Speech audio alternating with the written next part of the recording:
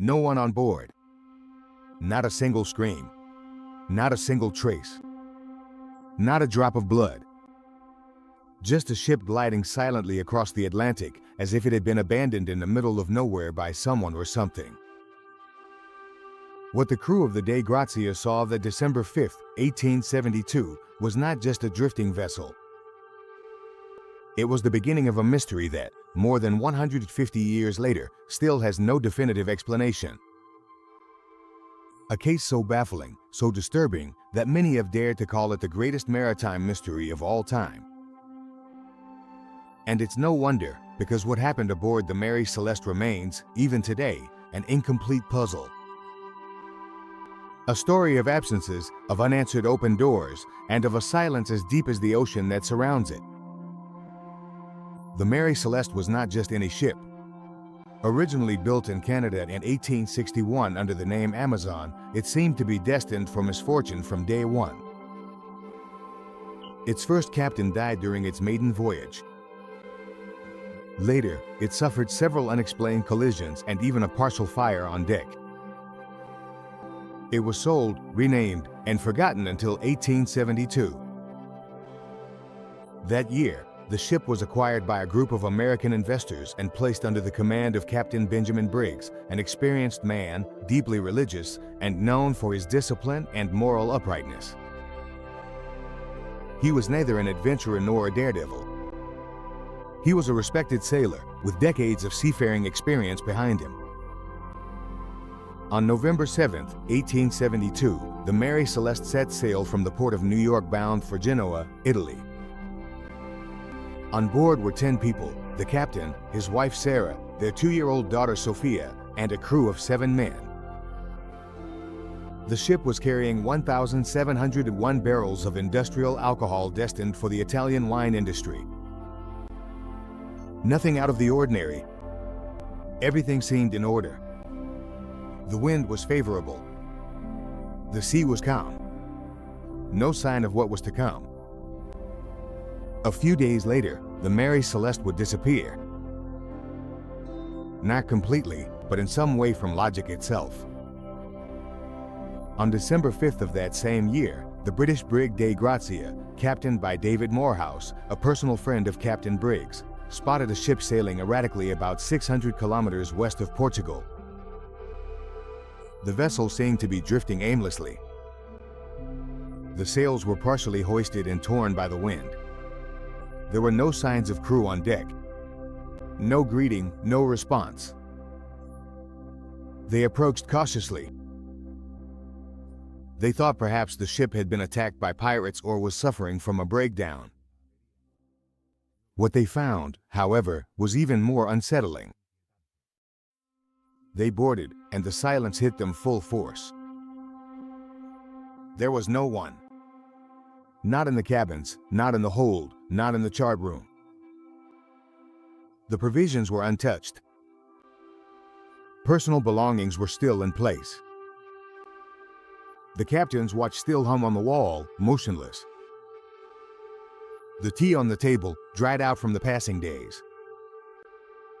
The lifeboat, however, was gone. So were the sextant, the marine chronometer, and some navigation papers. But there were no signs of struggle. No bodies, not a drop of blood, no evidence of any obvious accident. What could have happened in the middle of the Atlantic Ocean for 10 people to abandon a fully functional ship? That was the question that began to spread like wildfire among naval authorities, the press, and the first curious minds drawn to the mystery. Captain Morehouse ordered the Mary Celeste to be taken to Gibraltar, where the British authorities launched an official investigation. The prosecutor in charge of the case was as baffled as everyone else, because the more they dug, the more absurd the scene seemed. The ship was sailing normally when it was found. It only had minor damage, probably caused by exposure to the sea and wind after several days without a helmsman. The cargo was still almost intact, except for 9 barrels of alcohol that, curiously, had lost liquid but had not been removed. There was enough food in the pantry for 6 months. plenty of drinking water. And the ship's structure was completely operational. So, why would anyone abandon a vessel in perfect condition? The most widely accepted theory at the time was that, for some reason, Captain Briggs thought the ship was in danger and ordered a temporary evacuation with the intention of returning later. Maybe a problem with the fumes from the industrial alcohol or weather phenomenon made them believe the ship was going to sink. But even that explanation had holes. If the crew had left in a lifeboat, why didn't they come back? Why did they never reach the nearest shore? Why were there no survivors or any sign of their fate? And above all, why would they abandon everything without taking hardly any provisions with them? The mystery of the Mary Celeste quickly turned into a cultural phenomenon. Theories began to multiply, each one stranger than the last. Invisible pirates, sea serpents, spontaneous whirlpools, divine intervention, portals to another dimension. The truth is that no theory quite fit. None of them explained all the elements of the case without leaving loose ends. There is one detail that still disturbs many investigators today. When the men from the Dei Grazie boarded the Mary Celeste, they found something unsettling in the ship's logbook. The last entry had been written on November 25th, that is, 10 days before the ship was found. That means the Mary Celeste sailed for a week and a half completely alone. The torn sails, the wavering rudder, the loneliness of the ocean. 10 days with no one on board. Or, at least, without any humans. Over the years, dozens of researchers, writers, and naval experts have become obsessed with this case. And although the official theories have always tried to keep a rational tone, there are certain elements that defy all logic. One of them is the condition of the ship at the moment it was found. There were details that simply didn't add up. The cargo hold hatch was open, but there were no signs of a massive leak or structural damage. Some hatches were slightly out of place, as if they had been opened in a hurry. In the captain's cabin, the bed was unmade, and on the navigation table there were wet, crumpled papers, as if an urgent decision had been made in the midst of chaos. But there was no chaos to be seen anywhere. It was more like a cold, abandoned order, as if everyone had left in a line, in silence, as if they had heard or felt something that forced them to leave immediately. And then, once at sea, they simply vanished. As the years went by, strange stories began to emerge. Some old sailors claimed to have seen, on certain nights, the Mary Celeste sailing alone again somewhere in the North Atlantic. A ghostly sailing ship with tattered sails fluttering in the wind and the figure of a little girl on deck, watching the passing ships. Without moving her lips, without blinking. Others claimed that when passing through the area where it was found, compasses would go haywire.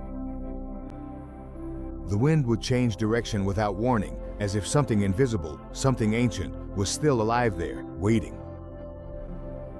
But let's get back to the facts. The most popular theory in the 19th century pointed to a kind of collective panic caused by the fumes from the alcohol they were transporting. It was believed that one of the barrels might have leaked, generating explosive gases that frightened the crew.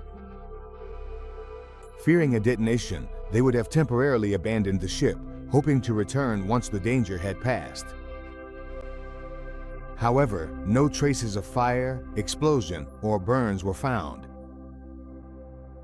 Just 9 barrels that mysteriously lost their contents without damaging the other nearly 1,700.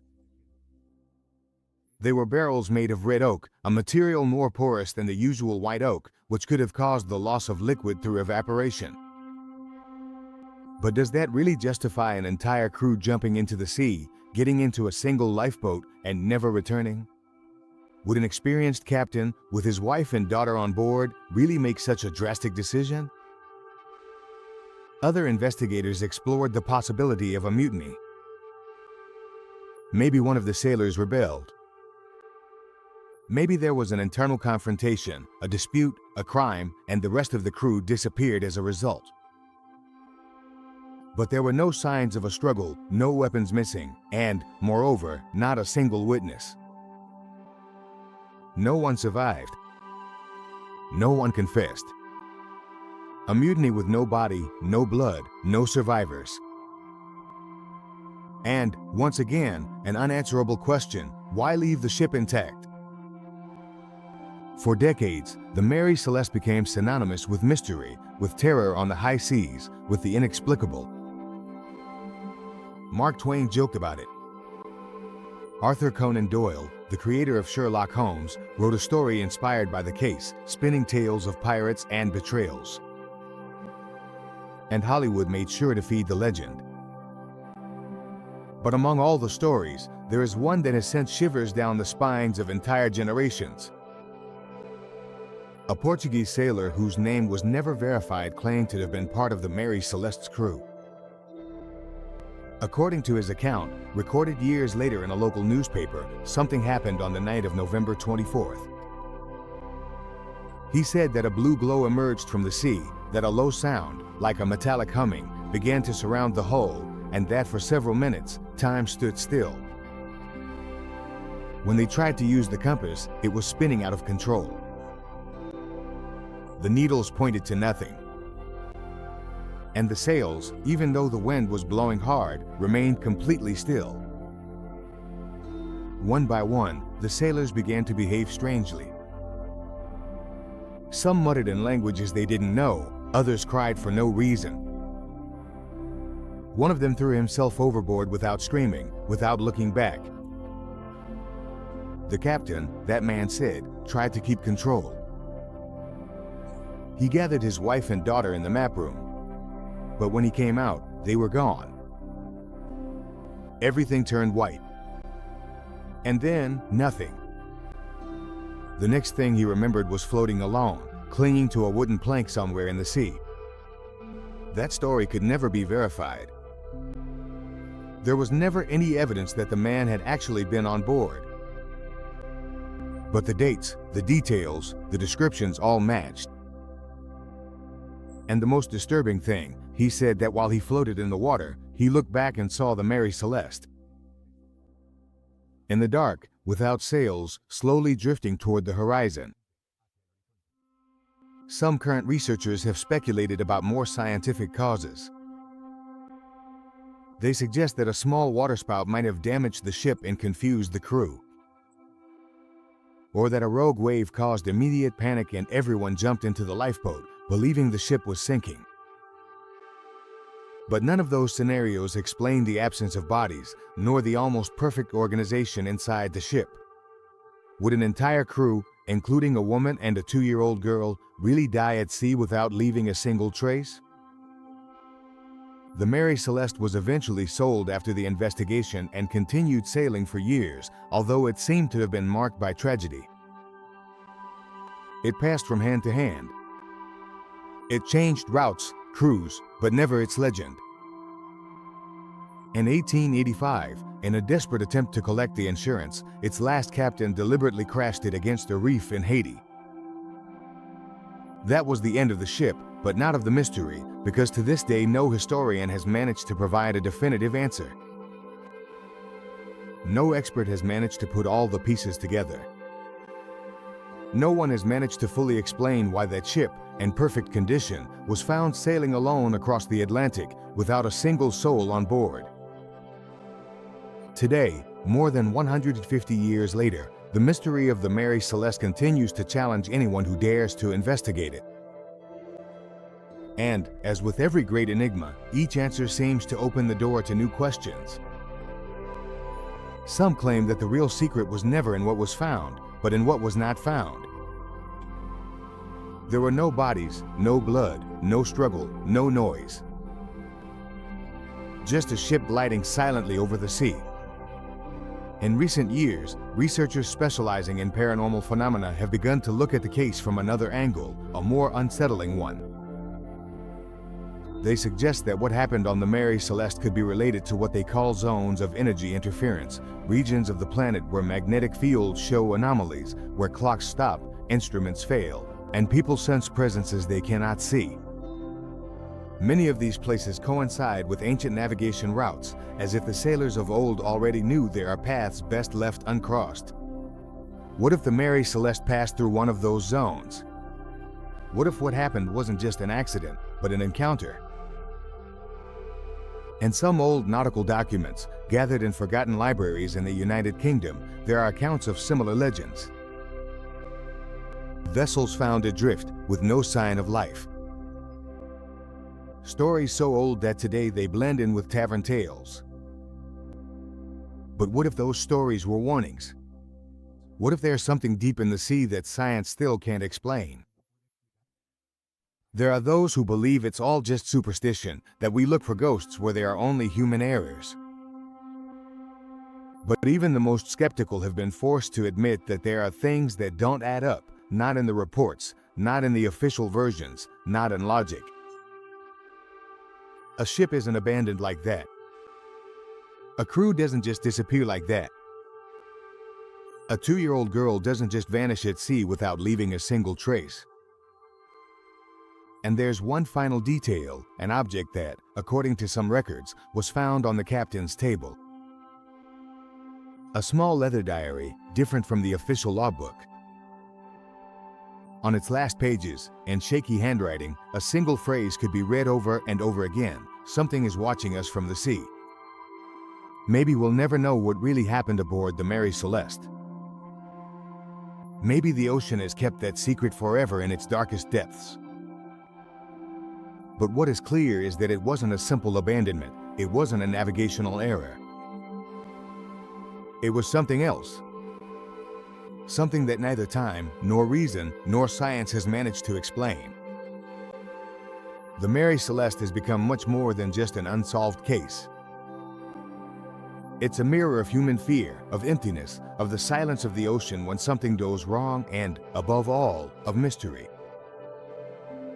Because even if books are written, documentaries are made, or theories are published, there are stories that aren't meant to be solved. They're meant to remind us that the world still keeps secrets, that there are places where humans don't rule, and that sometimes the most terrifying thing isn't what you see, but what is never found.